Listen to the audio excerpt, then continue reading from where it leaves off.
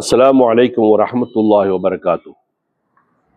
மரியாதைக்குரிய பெரியோர்களே, தாய்மார்களே, சகோதர சகோதரிகளே, நபிகள் நாயகம் ஸல்லல்லாஹு அலைஹி வஸல்லம் சுன்னத்தை தொடர்ந்து நாம் பார்த்து கொண்டிருக்கிறோம். அந்த வரிசையில் இன்றைய ஹதீஸ், ஹக்குல் முஸ்லிமி அலல் முஸ்லிமி ஹம்சுன், ஒரு முஸ்லிமுக்கு இன்னொரு முஸ்லிமின் மீது கடமைகள் 5 கடமைகள் இருக்கிறது. அதில் முதலாவது என்ன தெரியுமா? ரத்து சலாம். ஒரு ஆள் சலாம் சொல்லிட்டா நம்ம உடனே அதற்கு பதில் சொல்ல வேண்டும். வலைக்கும் சலாம் என்று சொல்ல வேண்டும். இது நம்முடைய கடமை. சலாம் சொல்லுவது சுன்னத்து. அது நீங்க சொன்னாலும் சொல்லாட்டியாலும் பிரச்சனை இல்லை. சொன்னா ஒரு சுன்னத்து ஹயாத்தம். ஆனால் ஒருவர் சலாம் சொல்லிவிட்டால் அதற்கு பதில் நீங்கள் கண்டிப்பாக சொல்ல வேண்டும். அது வாஜிப். அவர் சொல்லுவதை விட அழகான வார்த்தைகளை சேர்த்து சொல்ல வேண்டும். அவர் அஸ்ஸலாமு அலைக்கும் என்று சொன்னால் நீங்கள் வலைக்கும் ஸலாம் வரஹ்மத்துல்லாஹி வபரகாத்து என்று சேர்த்து சொல்ல வேண்டும். பொதுவா இன்னைக்கு பல முஸ்லிம்களை பார்க்கிறோம், பல இடங்களில் பார்க்கிறோம், சலாம் சொல்லுவதை மறந்துவிட்டு சல்யூட் அடிக்கிறார்கள். இந்த சல்யூட்டும் கூட எப்படி தெரியுமா? சில இடங்களில் கன்றாவியான காட்சியை நான் பார்க்கிறோம். தொழுதுட்டு செருப்பு எடுத்துட்டு போவார்.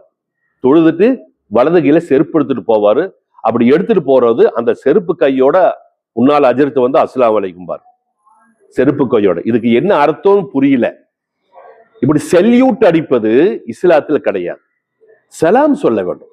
அதுதான் நம்முடைய பண்பாடு.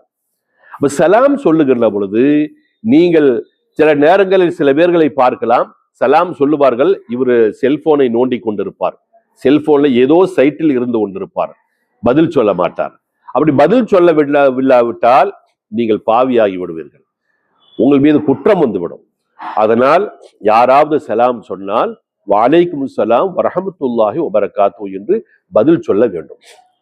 ரசூலுல்லாஹ்வுடைய ரவுலா ஷரீஃபுக்கு சென்றால் அஸ்ஸலாமு அலைக்க யா ரசூலல்லாஹ் என்று சொல்ல வேண்டும். என்ன அர்த்தம்? சலாம் சொன்னால் பதில் கிடைக்கும் என்கக்கூடிய நம்பிக்கையில் தான் நாம் சலாம் சொல்லுகிறோம். சலாம் சொன்னார் ரசூலுல்லாஹ் அவர்கள் நமக்கு பதில் சொல்லுவார்கள். அஸ்ஸலாமு அலைக்க யா ரசூலல்லாஹ். சலாம், நபிக்கு சலாம் சொல்லுவதற்கும் ஒரு கபிரிஸ்தானிலே சென்று சலாம் சொல்லுவதற்கும் வித்தியாசம் இருக்கிறது. ஒரு கபிரிஸ்தானிலே சென்றார், அஸ்ஸலாமு அலைக்கும் யா தார குபூரில் மோமினீன், ஓ கபராளிகளே, மோமினானவருடைய கபராளிகளே, உங்கள் எல்லாருக்கும் சலாம் உண்டாகட்டும் என்று நாம் சொல்லுகிறோம். இப்படி சொன்னால் அந்த கபிரிஸ்தானிலே இருக்கக்கூடிய நல்லோர்கள் நமக்கு பதில் சொல்லுவார்கள் என்பதற்காக வேண்டித்தானே இப்படி ஒரு பாடத்தை நமக்கு நபிகள் நாயகம் சொல்லி தந்தார்கள். பதில் சொல்லுவார்கள்.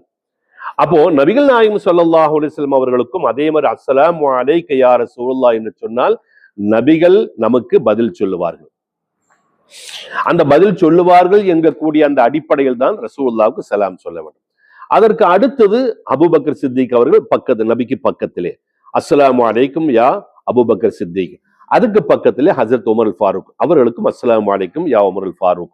இப்படி ஒரு பொது இடத்திலே சென்று அஸ்ஸலாமு அலைக்கும் சொல்லுவதற்கும் ரசூலுல்லாஹ்வுக்கு சலாம் சொல்லுவதற்கும் இரண்டுக்கும் வித்தியாசம் இருக்கிறது. அப்ப நபிகள் அவர்கள் நம்முடைய சலாத்திற்கு பதில் சொல்ல வேண்டும் என்று சொன்னால் நாம் எப்படிப்பட்ட மனோபாவத்தில் மதீனாவுக்கு செல்ல வேண்டும் என்பதை நாம் சிந்தித்து பார்க்க வேண்டும். மதீனாவுக்கு செல்லுகின்ற பொழுது நபியுடைய உம்மத்தாக முழுக்க பரிபூரணமாக ரசூலுல்லாஹ்வுடைய சுன்னத்தை பின்பற்றி வாழ்ந்த ஒரு மனிதனுக்கு அஸ்ஸலாமு அலைக்கும் என்று சொன்னால் வலைக்கும் ஸலாம் என்று நபிகள் அவர்கள் சொல்வார்கள். அதற்கு தகுந்தது போல தகுதி உள்ளவர்களாக நாம் இருக்கிறோமா என்பதை நாம் முதலில் சிந்தித்து பார்க்க வேண்டும். ஆகவே சலாம் சொன்னால் பதில் சொல்லக்கூடிய ஒரு பழக்கத்தை நாம் உண்டு பண்ண வேண்டும். அதில் நாம் பொடுபோக்காக இருக்கக்கூடாது. இது ஒண்ணு. இரண்டாவது, ரசூலுல்லாஹி ஸல்லல்லாஹு அலைஹி வஸல்லம் மதீனாவுக்கு செல்ல வேண்டும், அவர்களுக்கு நாம் சலாம் சொல்ல வேண்டும் என்கக்கூடிய ஒரு ஆசையை நாம் வளர்த்து கொள்ள வேண்டும். இந்த இரண்டுமே நமக்கு கண்டிப்பாக தேவை. சலாம் சொல்லவும் வேண்டும், அதற்கு பதிலும் சொல்ல வேண்டும். இந்த ரெண்டுமே ரசூலுல்லாஹ் அவர்கள் சொல்லி தந்தது.